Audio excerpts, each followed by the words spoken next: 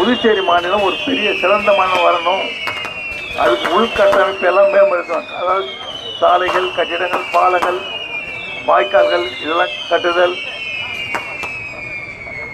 இது மாதிரி பணிகளுக்கு நம்முடைய ஆட்சி 3000 கோடிக்கு வேலை செஞ்சிருக்கோம். பொதுப்பணித்துறை மூலம் 3000 கோடிக்கு. ஆனால் அந்த ஆட்சியில் எதையும் செய்யலை. ஒரு ரோடு கூட போட முடியல அவங்களால. உள்ளாட்சித்துறை மூலமா நாம் ஒவ்வொரு தொகுதிக்கும் அதிக நிதியை ஒதுக்கி கிராமத்தில் உள்ள உட்புற சாலைகள் அத்தனையும் வாய்க்கால் எல்லாம் கட்டி முடிக்கப்பட்டு வருகின்றது நம்முடைய ஆட்சியில். இந்த தொகுதியில் மட்டும் 128 கோடி ரூபாய் மேலே வேலை செஞ்சிருக்கோம். இந்த ஒரு தொகுதியில் மட்டும் 128 ரூபாய் வேலை நடந்தது. இன்னும் வேலை நடக்கிறதுக்கு நிதி ஒதுக்கி கொடுத்துருக்கிறோம். நம்முடைய புதுச்சேரி வளர்ச்சிக்காக நிதியை பெற்று அது சரியான முறையில் செயல்படுத்துகின்ற, சரியான முறையில் அந்த நிதியை பயன்படுத்துகின்ற ஒரு அரசு தான் நம்முடைய தேசிய ஜனநாயக கூட்டணி அரசு. மாணவர்களுக்கான கல்வி உதவித்தொகை, மாணவர்களுக்கான லேப்டாப், பள்ளி மாணவர்களுக்கு லேப்டாப் வழங்குகிறார். கல்வி உதவி மாணவர் கொடுக்காம இருந்தாங்க. காலேஜில் படிக்கிறது, கல்லூரியில் படிப்பதற்கான உதவித்தொகை நம்முடைய அரசு வந்த பிறகு 27 கோடி ரூபாய் ஒதுக்கி உடனடியாக அந்த கல்வி உதவித்தொகையை செலுத்தியது எல்லா கல்லூரிகளுக்கும். இல்லைன்னா மாணவர்களுக்கு சிரமம், கல்லூரியை விட்டு வெளியே அனுப்பிச்சிடுவாங்க. என்னை வரும்போது தான் கேட்பாங்க பிள்ளைங்க, லேப்டாப் கொடுப்பீங்களா அப்படின்னுவாங்க. கொடுப்போம். இந்த வருடம் வரை லேப்டாப் கொடுத்துட்டோம். இந்த ஆண்டு வரை கொடுத்துட்டோம். இலவச மிதிவண்டி கேட்டாங்க, இலவச மிதிவண்டி கொடுத்துட்டோம்.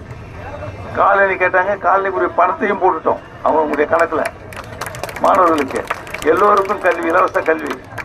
நம்முடைய ஆட்சியில் எல்லோருக்கும் கல்வி. தாழ்த்தப்பட்ட மக்களுடைய பிள்ளைகள் எங்கு வேண்டுமானாலும் படிக்கலாம். எல்லோருக்கும் இலவச கல்வி ஆதி திராவிட நலத்துறை மூலமாக வழங்கப்படுகின்றது. இப்போ பிற்படுத்தப்பட்ட பிள்ளைகளுக்கும் அந்த கல்வி கிடைப்பதற்கு அரசு முயற்சி எடுத்திருக்கு, ஆலோசனை உள்ளது. மீனவ சாதாரண மக்களுடைய பிள்ளைகளுக்கு அதே மாதிரி கல்வி கட்டண சலுகையை கொண்டு வந்திருக்கோம். 126 கோடி ரூபாய் ஒதுக்கி மீனவ சமுதாய மக்களுக்கு முழுமையாக திட்டங்கள் செயல்படுத்திய அரசு நம்முடைய அரசு. நீங்க பார்க்கலாம், ஆழ்கடல் மீன் பிடித்தலுக்கு சப்சிடி மானியம் கொடுத்துருக்கோம். 4 படகு காரைக்கால் கொடுத்துருக்காங்க. அது மாதிரி ஏன்னா ஆழ்கடலில் போய் மீன் பிடிக்கணும், இல்லைன்னா பக்கத்து வெளியில போய் சிரமம் இருக்குது, அவங்களுக்கு பிரச்சனை இருக்கு. இது மாதிரி நம்முடைய அரசு பல திட்டங்களை எல்லா துறைகள் வாயிலாகவும் விவசாயிகளுக்குரிய திட்டங்கள் முழுமையாக செயல்படுத்திய அரசு நம்முடைய அரசு. விவசாயிகளுக்கு 30,000 ரூபாய் ஹெக்டேர் நாம தான் கொடுத்துருக்கோம். அதாவது மழை காலங்களில், புயல் காலங்களில் பயிர் மழை போச்சு, பயிர் வீணா போச்சு அப்படின்னு சொல்லுவாங்க. அதுவும் குறிப்பாக காரைக்கால்ல இருந்து உடனே அங்க விவசாய சங்கத்துல இருந்து வருவாங்க பெரியவங்க, உடனே நிவாரணம் கொடுத்துருவோம். அவங்களுக்கு ஹெக்டேருக்கு 30,000 வேற எங்கேயும் கிடையாது.